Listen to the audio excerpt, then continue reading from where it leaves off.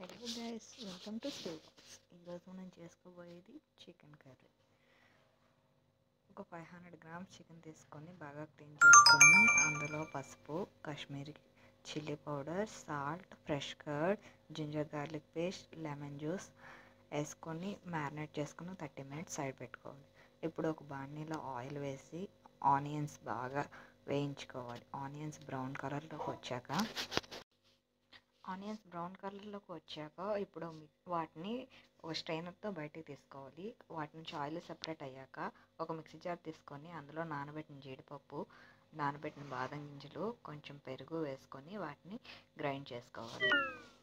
ఇప్పుడు ఒక బాణీలో ఆయిల్ వేసుకొని కాస్త వేడయ్యాక అందులో మసాలా దినుసులు వేసి ఇప్పుడు మ్యారినేట్ చేసుకున్న చికెన్ అనేది అందులో వేసుకొని బాగా కలుపుకోవాలి. కలుపుకున్నాక అందులో కొంచెం చిల్లీ పౌడర్, ధనియాల పొడి, గరం మసాలా, రుచికి సరిపడా సాల్ట్, జీలకర్ర పొడి వేసుకొని బాగా కలుపుకోవాలి. అవి బాగా పట్టాక అందులో ఇప్పుడు మనం ఫస్ట్గా రెడీ చేసుకున్న పేస్ట్ అనేది వేసి బాగా కలుపుకోవాలి. వాటిని 5 మినిట్స్ కుక్ చేసుకున్నాక ఇప్పుడు అందులో 1 కప్ ఆఫ్ వాటర్ వేసుకొని లిడ్ క్లోజ్ చేసేసుకొని ఒక 15 మినిట్స్ బాగా ఉడికించుకోవాలి. ఉడికించుకున్న తర్వాత లిడ్ ఓపెన్ చేసి అందులో గ్రీన్ చిల్లీ, కొత్తిమీర వేసుకొని సర్వ్ చేసుకుంటే వేడి వేడి చికెన్ రెడీ.